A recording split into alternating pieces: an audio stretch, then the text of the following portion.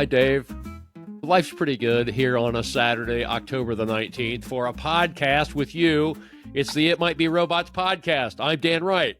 Yeah, I'm Dave Ponce, and I'm moving my hand in front of the camera here to adjust my volume. I've been trying to do some experimenting with other wireless devices plugged into an iPhone to see about recording directly to an iPhone 16 instead of all the other accoutrements. And I'm still in that quest that started all the way back in early July, maybe late June, where you and I can use smartphones and podcast from those with very little friction and very little need for setup. Yes. And all I will say is the quest continues. Yeah, indeed. Yeah. So at Indeed. this point, I'm recording this directly into the iPhone from its own microphone. Okay. And there are supposed to be some settings in the new iPhone 16 Pro that actually help you do a better job of recording that kind of audio. And I have, of course, just because of time constraints today, I've done none of those things to set up for this. But here we are. It'll be just fine. iPhone 16 Pro. Yeah. And the quest continues to have maximum portability, least number of devices, and to not have struggles with any sort of echo if we're sitting together or even apart, and to not really worry that much about microphone techniques. Well, I wrote down after our last podcast, because of our use of Descript and to edit, that saving time actually means spending less time doing, and whatever you plug the word in there. But Yeah. the new technology always brings with it learning about things that you just didn't know you were going to have to learn. And so, like, okay, is it really faster? Well, eventually, probably, eventually, Right. yeah, it's going to be all elegant and a Yeah. great solution. But for right now, there are tires that you have to step through in order to figure out how all this stuff works. We'll figure it out. So, Yeah. what's your week been like? What's going on with you? We have a couple things to talk about related to music and AI, and I know you're doing some interesting stuff playing around with some AI this week.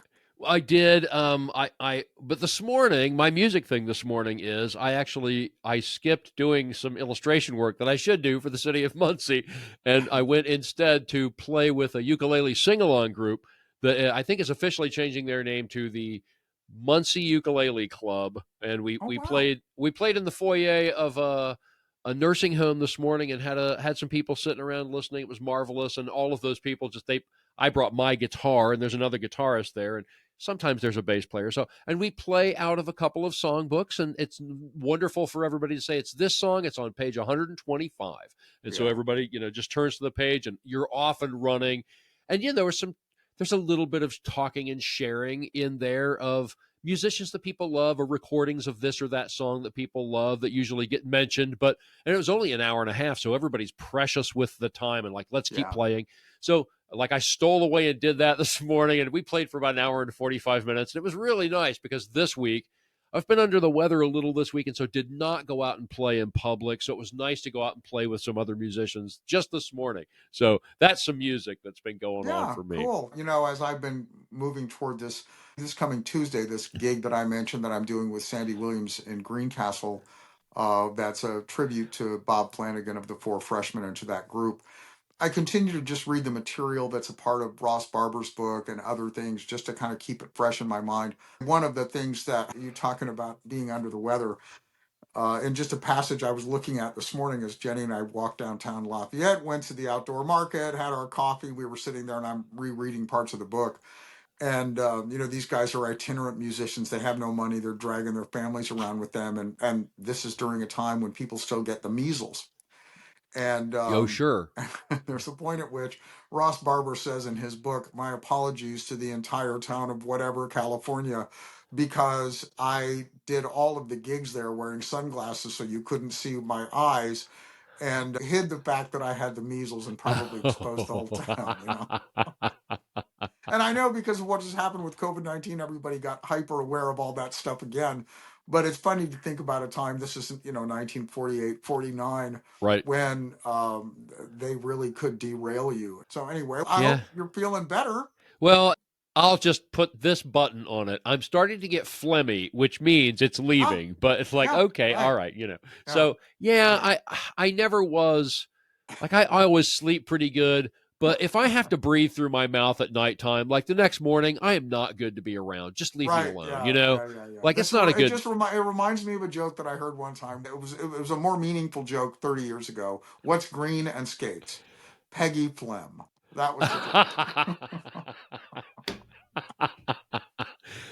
That is a perfect middle school joke for like Isn't that great? 1972. Yeah. Yeah. Isn't that Yeah. just perfect? Yeah. Yeah. I love Everybody's it. in love with Peggy Fleming at that point in time, and let's So just leave. Tuesday, that's your four freshman tribute. And how long is it? Because I'm coming. I'm going to be there. How Yeah, long is it? you mentioned that yesterday when I'm we were coming. talking. It's 45 minutes long, and what it's really going to involve I was is hoping for 90, but all right. no.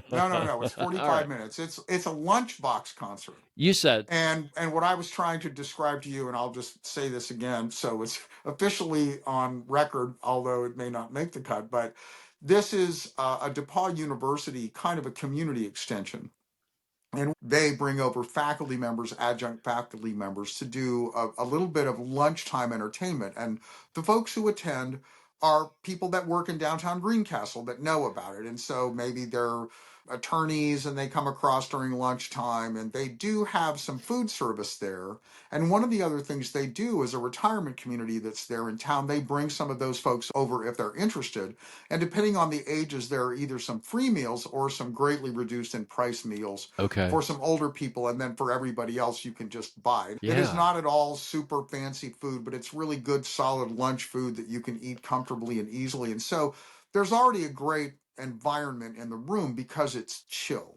It Yeah. doesn't have any of that feeling of like this is some sort of a formal presentation. Of course, everybody gets politely quiet, Yeah. but it really is a very nice setting, and everybody understands it's a 45-minute deal.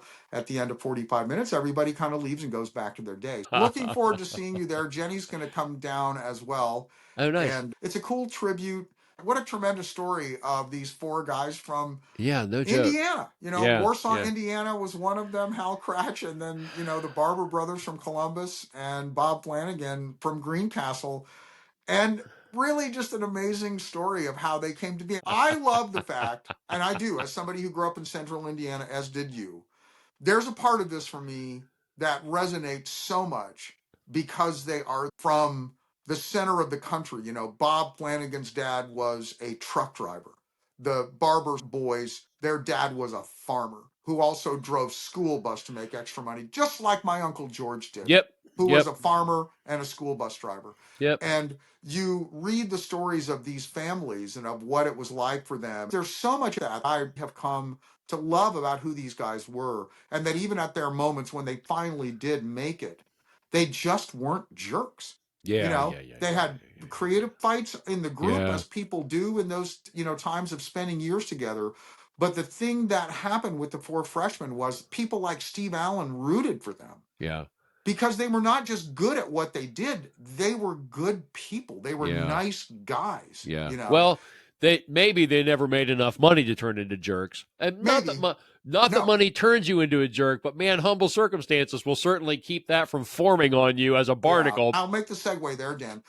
You were telling me yesterday about something that you were doing with AI that I just think is so interesting. Yesterday, because I like at times in my life I have played board games. I'm not right now playing board games, but my all of my children, they're grown now, and my oldest daughter in particular, they know those old German board game sorts of things that I think Settlers of Catan really was that sort of, it was the Beatles of board games. It sort of came over here from the UK and sort of took hold in the smarty kids started playing that, Anyway, I asked ChatGPT yesterday to help me write a game. It would be a board game. And I described, because a few years ago, I heard a dear friend of mine who's a professor who teaches gaming theory here at Ball State. I heard him say that in game space, there are basically four things that people want to experience. There should be something for assassins. There should be something for accumulators.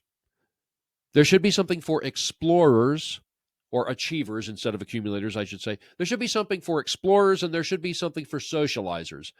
And you can have a game that's just built on one or the other of those things. Like, I don't know how social chess is. I mean, it has its strategic sort of moves and rules, but Sure. those are the four things that people want in their gameplay. So you ask ChatGPT, hey, let's make up a board game, Yeah, and just as with all the AI, it's right there ready. Yes, that sounds like a fun project. Let's. And before I got it, gave me its idea before I gave it those four things. yeah, But then afterward, and it gave me a sort of a fantasy castle version of that first. And I said, no, no, I want this to be in a Rust Belt town in the Midwestern United States. And oh, we're going to call it Rust and Riches, says that. And it gave me the rundown of what the game would be. But nice.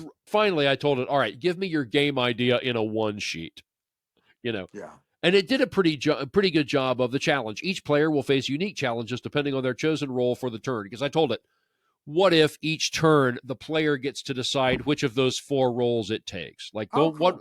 the Yeah, conqueror, the socialite, the something, the entrepreneur, and the other thing. I think if it works right, I'm going to try to build into it some ideas of SimCity in this sense of you get to spend a turn dedicating pieces of the finite board space as either industrial or commercial or residential. And let those be the sort of three things that you could spend your turn developing. And I also think a finite turn of games, like, so I plugged into ChatGPT, I want 14 turns. The game is over in 14 turns. However, we tally up the points to declare the winner, and maybe it's obvious. Maybe somebody crosses a finish line. But regardless, ChatGPT did a really interesting job of development of game. wow. I got there because of thinking of selling paper product. Really, a book is a paper product. You're selling your idea, but the book is the physical object that you buy, and games are sort of can be one of those things. It's a print merchandise, just like playing cards. It's print. Can you sell print long enough to make any sort of return on your investment? And board games are just loads and loads of fun. So I was impressed. It was the first Yeah. time I attempted to use ChatGPT to do that. I was impressed with it, and I'm not done with that particular project of talking to ChatGPT about how that might get realized. Yeah, it's very cool. I hadn't ever thought about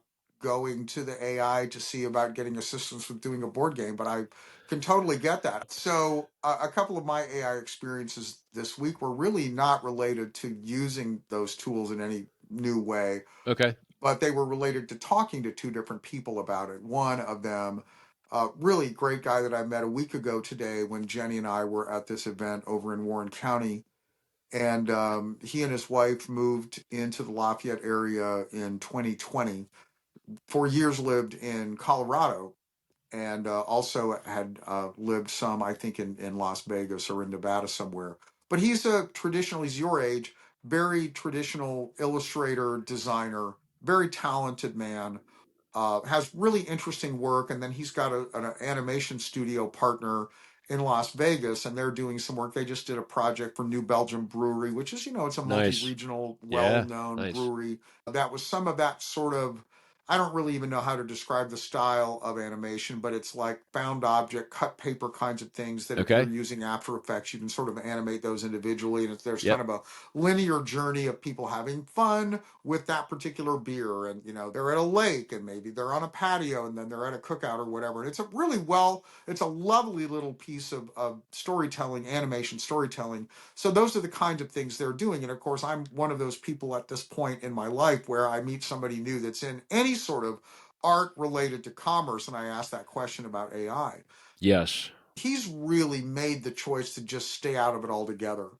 And, I bear him no ill will or any Of course. judgment on any of that. And we spent some time then on Wednesday of this week, met for coffee and spent about 3 hours just talking about all kinds of stuff. And I looked at a lot of his work, and it's really wonderful. And it's hard for me to not editorialize with somebody, and I'm not, I'm a loudmouth, and I often give my opinion when none is asked, and I was able to restrain myself from that in this regard by not really leaning on him to say, hey, you're missing this huge opportunity by not at least looking for ways that AI can help you. But we did talk a lot about self promotion, and he, like so many people that are really gifted artists, lament like crazy the idea that they also have to be social media experts and Yes. influencers or Yes. personalities in some way. And so it just feels like, oh no, it's one more thing I have to do. So I had some really Yeah. good conversations with him. And Yeah. then just last night, at a campfire at a friend's house. There was a guy there, older than I am, very intelligent, but his opinion about AI was just completely, well, there's no way that this is going to go forward because of all of the intellectual property problems that are created with AI. And I'm like, talk to me about what you mean. Well, I mean, all these IP addresses that are being pulled in to be used as places where this is getting produced, how do you manage the people that own the rights and other things like that? And I said, well, you're familiar with the YouTube model, right? Well, yeah. I said, well, that's exactly what happened with YouTube. YouTube emerged as a technology that kind of had no gatekeepers, and people were massively violating trademarks and copyrights. And YouTube was brought into court and lost billions of dollars in judgments. And in walked Google, bought YouTube, made deals with all the rights holders. YouTube is now the number 2 search engine in the world and has never had more viewers, and is at a scale now where it has become part of the cultural landscape of all Western cultures and many even third world cultures. And all of that got sorted out when money came to the equation. And he didn't want to hear it. It was very funny because I think what I recognized was that he had kind of this as his default answer for Yeah, AI. It's yeah, never going to work yeah. because the people that own the rights are never going to get paid. And when I laid it out for him, and I actually had to do that a couple of times, I said, well, again, let's just go back to YouTube. All those same record labels, all those same film production studios that are the rights holders, all those actors successfully sue and get judgments against these enterprises that come out of the World Wide Web. And what happens is somebody with deep pockets comes in and buys them and monetizes it. And then Yeah. that's what he said. Well, yeah. And now suddenly you're going to have a situation where when the AI gets monetized, you're going to have to watch commercials or whatever. And I said, like YouTube. YouTube. And then all he had left was, well, it's just kind of a bait and switch thing that they make it seem like this is something really cool that you can use, and eventually you're going to have to watch commercials. And I'm like, I don't think there's ever been an emergent technology, and I think about print and radio and television, where at some point in time, in order to sustain this and to create diverse programming and to broaden the appeal of it, where you don't bring money into the equation to fund the enterprise. I don't know that this is in any way unique.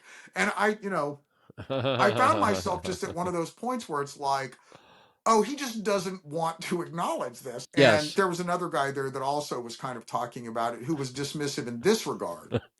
He was dismissive because right now, when you ask the AI to give you a 57 Chevy, it might give you details on the card that aren't a 57 Chevy. Right. And so I trotted out the Right. story that we talked about. Well, Punch Journal in 1855 made jokes about That's photography. right. And That's I right. told that story to those two guys sitting there. And I just said, I don't know that there's ever been an emergent technology that in its early stages has been fully realized, right? That's not what we really expect here, right?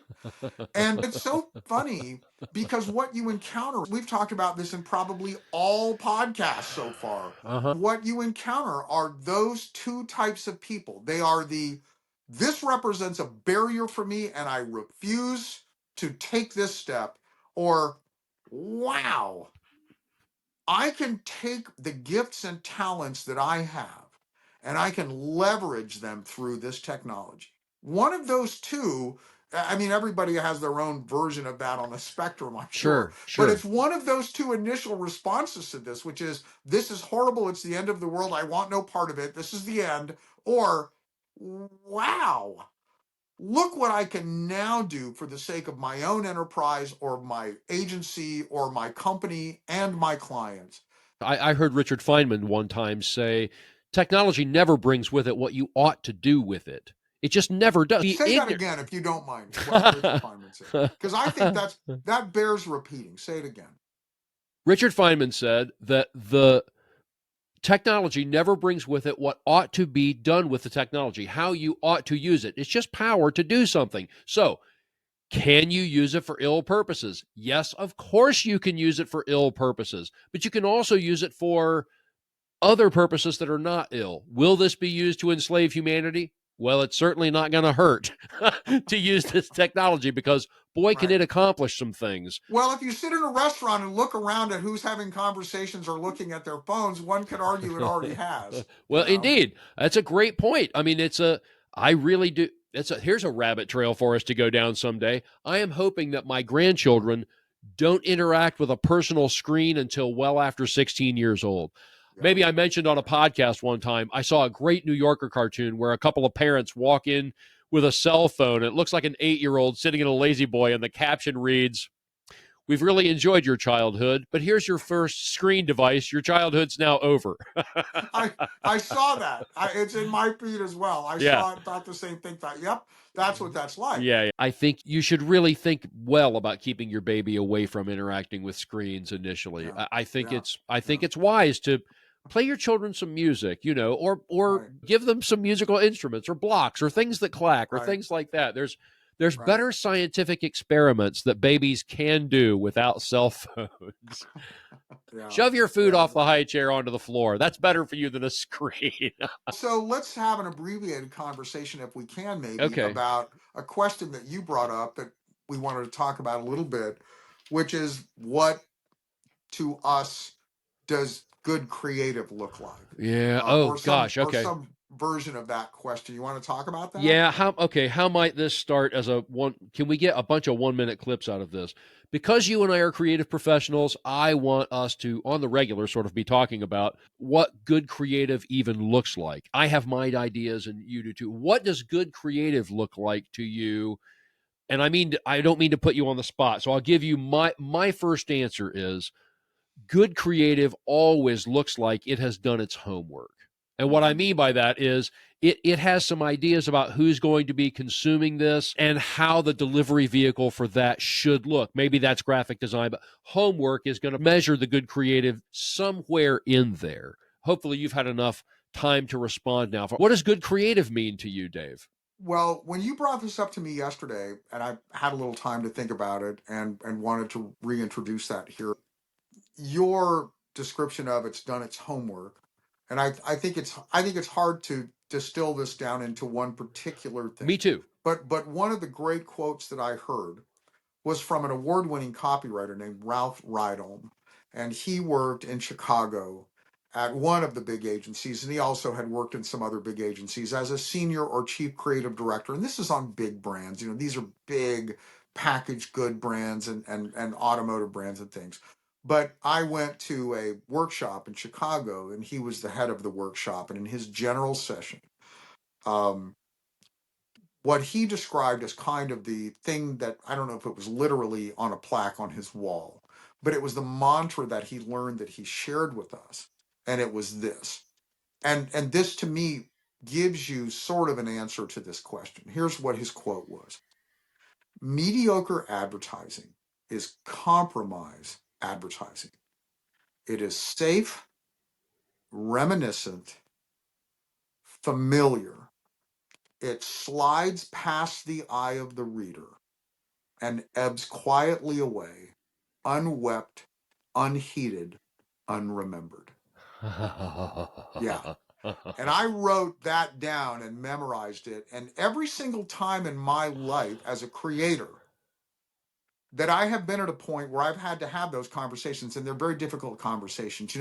And mostly my agency work was with business to business advertising agencies. That's the cleaned up euphemism for industrial advertising. That's what it used to be called. And oftentimes, the person to whom you were selling the idea was now the marketing manager for a brand. And the reason he sat in that chair was because he had been the best salesman on Yes. the road Yes. for the part, the subsystem, or whatever. That's how he would end up in the marketing seat. Now, I'm a believer in the idea that all marketing ultimately is a sales subcategory. I believe that advertising and marketing ultimately is a sub sales category. I don't disagree with the idea of seeing it in that track, if you will. However, yes. You becoming a good salesperson and understanding a good pitch and understanding how to read people, those aren't bad attributes to have. But they don't necessarily create for you this other piece, which is what you describe as good advertising has done its homework. Here's my echo of that. Because here's the other thing. Other than Ralph Rydom's quote, this is the other thing that occurred to me. You've done it because you write songs. I've done it because I write songs. But there's this well worn sort of trope of a thing about how do you write your best music after a breakup? And it's not always true, but it's one of those things that you hear songwriters joke about over and over again. Well, you know, I knew I had a record coming up next year. So I went out and had this really horrible relationship that I knew would be unfulfilling so that I'd be ready to start writing songs. Or I did my best songwriting after, my person that I was deeply in love with broke up with me. And here's why that becomes this sort of joke, but there are no jokes. There's some deep truth Right. to it. It is Right. this. The odds are you're probably going to write a more on point love song about lost love if you've experienced it.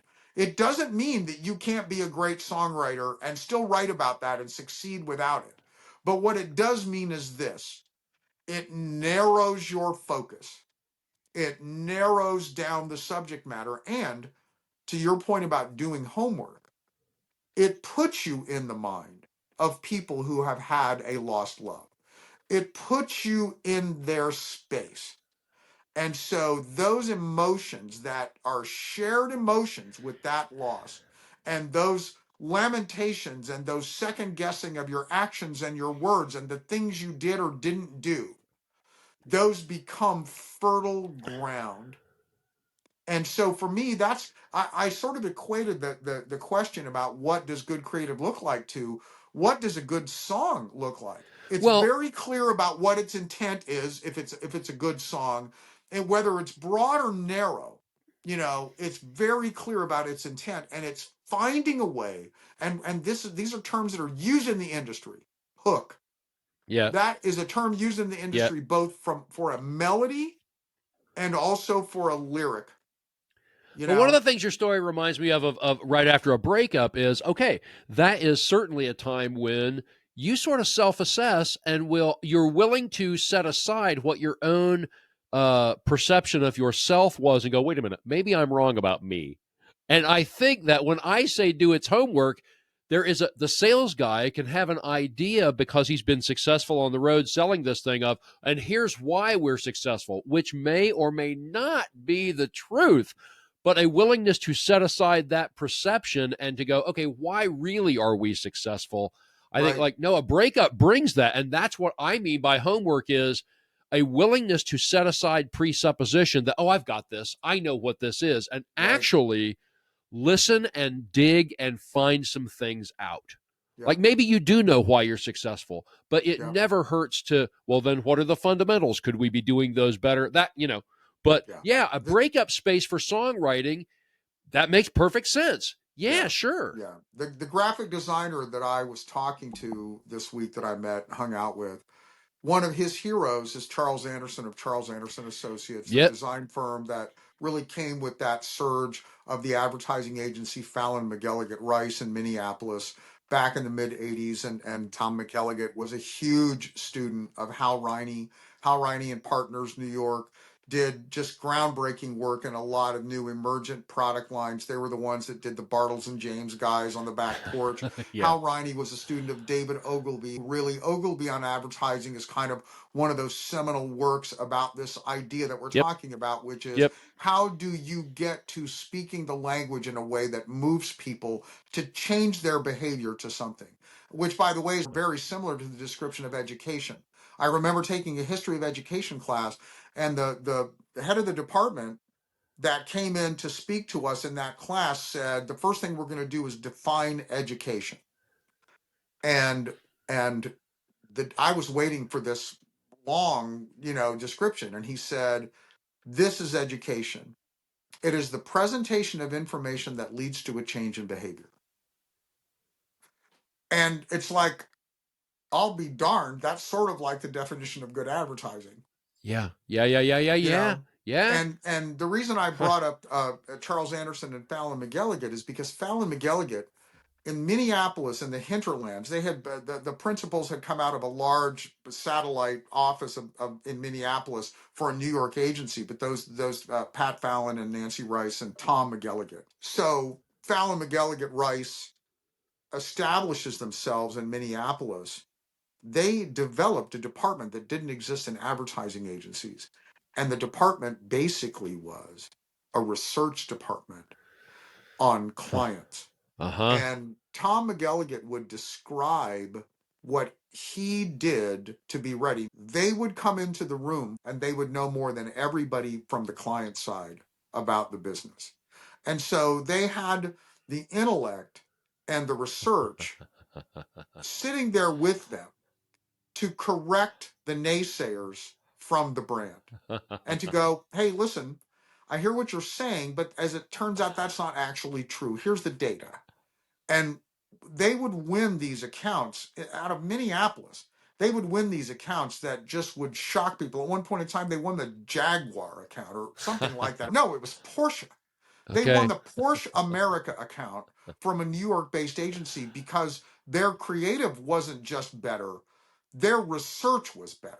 And they Yes. demonstrated their understanding. And then, of course, out of that mid 80s thing that happened with Fallon McElligott Rice, they became the template for new agencies, and it was a lot of smaller boutiques. The Martin Agency in Richmond rose up as a print version of what Fallon McElligott was doing. What Fallon McElligott Rice did was they attacked on point all of the sort of major objections to advertising and to it being this sort of low form of communicating artistically and verbally and musically. And it is the dance. Even in the show Mad Men, there's the point where the guy who's the AE, that's kind of the sycophant, kind of the weak character. I think Pete is his name in the show.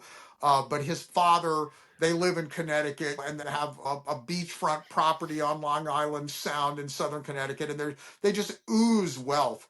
And there's a point where he has a showdown with his father because he goes and asks him for money, and his father's like, what, your stupid agency job isn't giving you enough money to do what you need? Why didn't you follow in my footsteps? And he's lecturing him about what a low, embarrassing choice he's made for his life.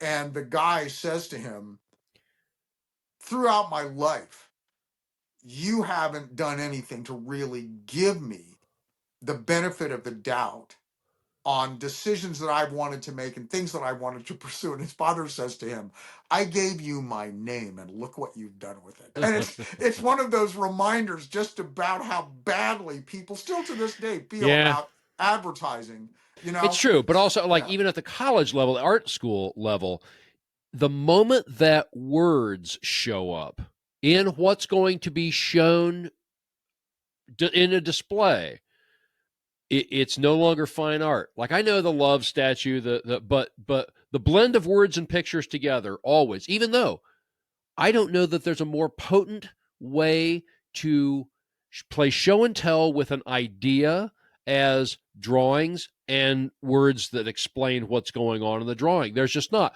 But comics is an example of that's low art. Graphic design. yeah, It's graphic design. It's low. There's probably some pictures going on, but right, it's you're right. saying It's something not together. fine art. It's It's not not fine fine art. art. It's Yeah, not. It is mass communication, and so right. because of that, it's considered a low art. But I think that's as short-sighted as the man you were describing earlier that wants nothing to do with the AI. Is like, no, nothing could be further from the truth. Millions of dollars change hands based on doing that really well. Yeah, Because and it takes more. I mean, of course, writing a novel, that's a thing, sure, yeah, just like painting. yeah, Nonetheless, words and pictures together, it's the finest communication that we have ever come up with. There's a reason why video is the internet, yeah, because this is words yeah, and pictures together, really. You and I are making the pictures of here we are sitting talking. But yeah, the moment that we can put the captions of what we're saying across everybody wants the experience of the words and pictures together because of how potent the communication is, and yeah, doing it well yeah. has always excited me, all Yeah, me creatively, too. And always.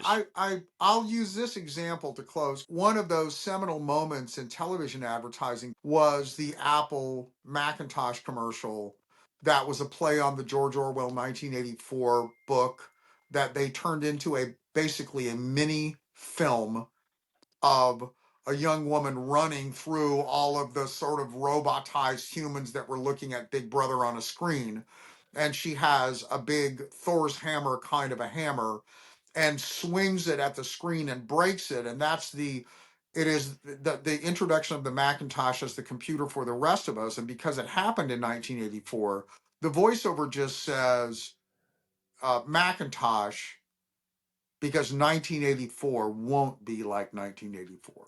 And it became the prototype for what should a commercial do that does more, and is considered really to this day by many people as the greatest television commercial ever made because of its understanding of the conflict in the background with the fear of computers and of the fear of the personal computer coming into the home and of people thinking, what is happening to me? You know what I mean? What is happening Yeah. in our world with all this stuff? It's the first introduction of it, like, no, no, no. This is for you. This is for you as an individual. This is going to be your personal Yeah. tool. It's not going to be something to be afraid of and overrun you, you know. But Yes. yeah, it's an interesting subject. There are entire podcasts. In fact, I listened to one that are all about creativity and about the way that you get back to this point of the Ralph Rydom version of this, which is it can't be safe, it can't be accustomed, it can't be reminiscent. The other word that I forgot in that little mantra was it is safe, reminiscent, accustomed, and non-controversial. That's another one of the things that's in that Huh. mantra. Yeah. Like Interesting. kick up Interesting. some dust, start a fire, start a fight, Pick a start a fight. conversation, Yes. pique someone's interest. Anyway, Yes. Yes. it's cool stuff to talk about, and it's a great idea to bring that up, Dan. Well, my being a jerk answer was what most popular commercial has to be the Frito Bandito because Frito climbed right on top of snack chips after that Yeah, Frito Bandito, yeah, which is yeah. ridiculous compared to the Apple commercial, but still, words and pictures together. Well, it's all that That stuff. It's the Doyle Dane Burnback print ad in the New York Times for Volkswagen that says "Think Small" yeah, and yeah, yeah. has this Oh, tiny little God, what a Volkswagen Beetle in the lower right corner. There's all this white space, and it is truth telling. It is yes, this is a tiny little car. Maybe there's a reason for it to God. exist here. It was a You great know, campaign. What a yeah, great and campaign. campaigns that people talk about to this day. Yeah. Well, you've been listening to the It Might Be Robots podcast. I'm Dan Wright in Muncie, Indiana. I'm Dave Ponce in Lafayette, Indiana. Thanks for listening. We'll be back again soon.